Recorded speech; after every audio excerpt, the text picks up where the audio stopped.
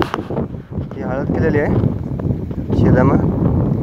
आता हळदीमध्ये वरणा घातलेला आहे.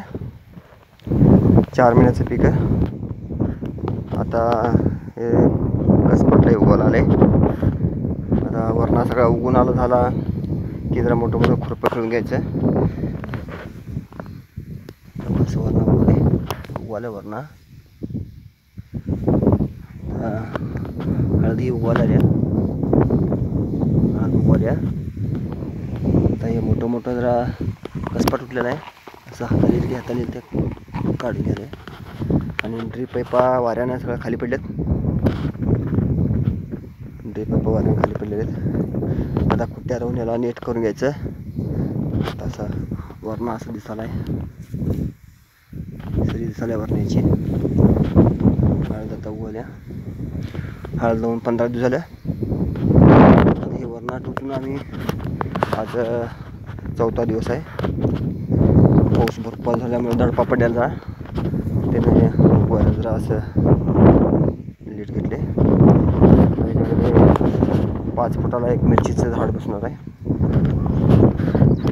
असं हळद आहे.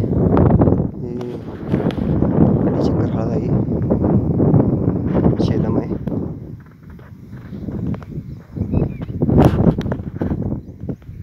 यावर्षी पाऊसही चांगला झाला. मे महिन्यामध्ये पाऊस झाला.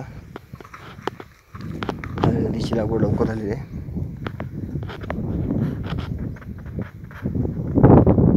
या हळदीच्या पिकात आणि हळद केलेली आहे. नंतर ही वावरी हळद उगवलेली आहे.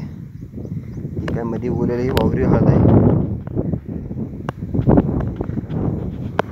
जरा थोडंफार हळदीच्या पिकात हळद म्हटलं की जरा थोडंफार जरा त्याला इफेक्ट करतोय. पण दुसरीकडे लावायला क्षेत्र नाही म्हणून आपण ह्याच्यातच लावलेलं आहे. हळद आता उगवत आहे बेडवरची. आणि ही वावरी हळद उगवली आहे. याला पण काय होत नाही. याला जरा कुठे गॅप पडेल तर उकरून लावले तर चालते. औषध पाणी केलं तर काही होत नाही.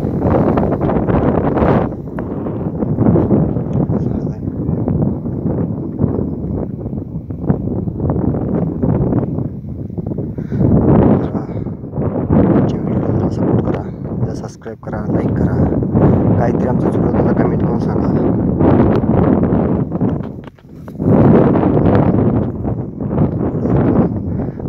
करणार आहे काय हळदीमध्ये घालणार आहे ते सगळं अशी व्हिडिओमधून तुम्हाला सगळं सोडणार आहे.